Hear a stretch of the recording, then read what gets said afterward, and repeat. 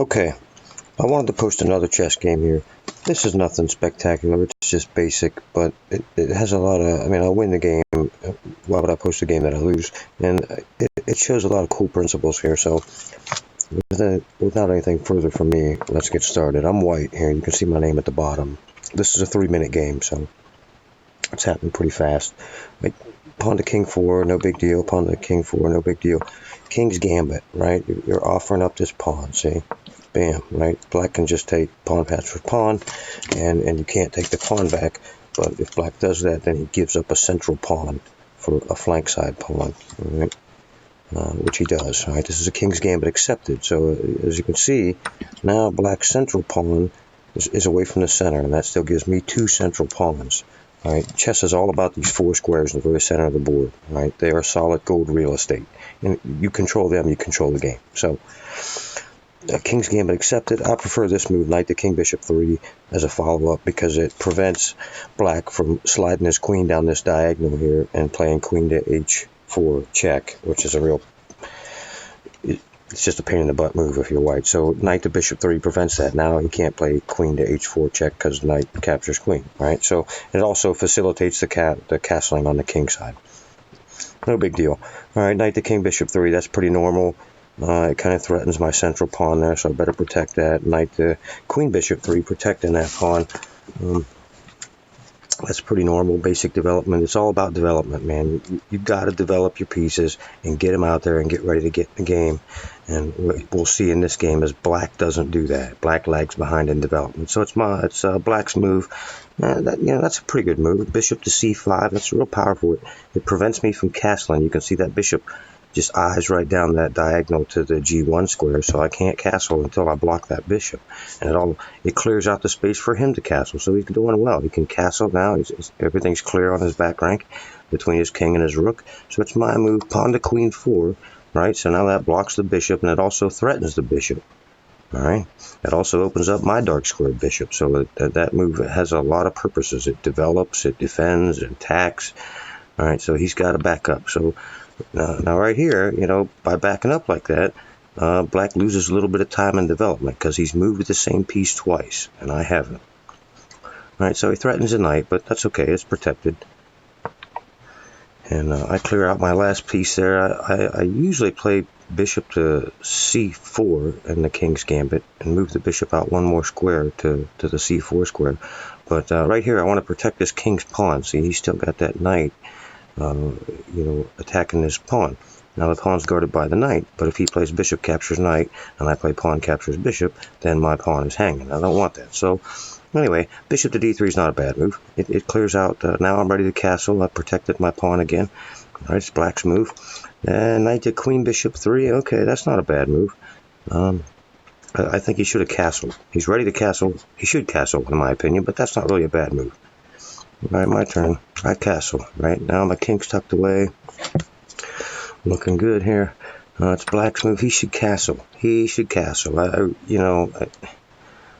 This move doesn't do much for it. It doubles my pawns. So I can't really say it's it's not a game-losing move, but he really should have castled right here because he's in danger. I'm castled, and things are going to start to open up. And once the game opens up, if your king's stuck in the middle, you're in trouble. So, anyway, this isn't a losing move. Bishop captures knight, right? He plays bishop captures knight. I recapture. My pawns are doubled, but that pawn on c3 strengthens the d4 pawn. So I've got just a commanding control of the center, right? And we'll see how important that is. Right? It's black's move. What the heck? Pawn to queen 3. Come on, dude. Castle. What do you, I mean, that is kind of a developing move. Now he opens up the diagonal and his queen's bishop can begin to come into the game, but he needs to get castled. All right. But that's his problem. That's my turn.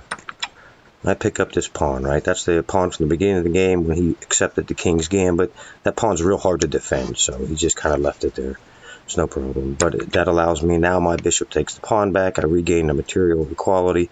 And now my bishop's off the back rank. I am almost fully developed. If I can get my queen out of the way, my rooks will be connected, and it'll be game on. So this bishop's got a pretty good spot. Black's move. Oh, my God. Come on, dude. Castle. castle. I mean, this is, a nice looking move, the bishop to g4. I mean, it pins the knight against the queen, but he needs the castle. I'm not worried about losing that knight at the moment. If he takes it, I'll take him back. All right, so now it's my turn, and I'm ready to open up the center. All right, his king is about to be stuck in the center with everything open. So, I push pawn to king 5. Now I'm ready to open things up. All right, pawn to king 5. I'm pushing forward. And he plays pawn captures pawn. Okay, no big deal. All right, my turn. Now I play bishop captures pawn. Now, one of the cool things about this King's Gambit is in the beginning, this F file where the rook and the knight and the bishop are at, you'll see there's no pawn there, so that's called an open file. I've got an open line towards the other side of the board there. All right, so now I'll use that bishop to recapture that pawn, and now this file begins to open up. There's the bishop, still in the center, still in control. It's black's move. And again, he should castle, right? But that's his concern. So he plays bishop captures knight. This just really helps me develop. This just strengthens my position. I play queen captures bishop, right? I mean, bishop captures knight, queen captures bishop. Now my queen and my rook are lined up on this F file. And he's about to start to have problems here. His king is still stuck in the middle of the board. Oh my God, you got to be kidding me. Castle, dude. All right, so he plays knight captures bishop. I mean, it's not that bad of a move, but look what happens now. Pawn captures bishop. Okay, now the pawn is getting ready to capture his knight. All right, his knight is going to have to move. And as soon as it does, what am I going to do? The queen's going to just go straight ahead and play queen captures pawn on f7, and that's going to be mate. All right, so what he should do, again, is castle and give up this material. Right? Sometimes when you're under attack, if you give up some material, you can stem the attack. Right? I mean, that's what he should do, but he doesn't. He sees that his pawn is threatened, and he sees that his knight is threatened by my white pawn there, and he thinks, oh my God, I got to move that, and he doesn't see what's coming, so he moves his knight out of the way, which is great, but of course that allows for the simple, checkmate. Because the king isn't castled. 14 moves. He's done. So, really demonstrative game there. We'll back it up real quick and play through it real quick one last time just to see it. Again, with not very much commentary.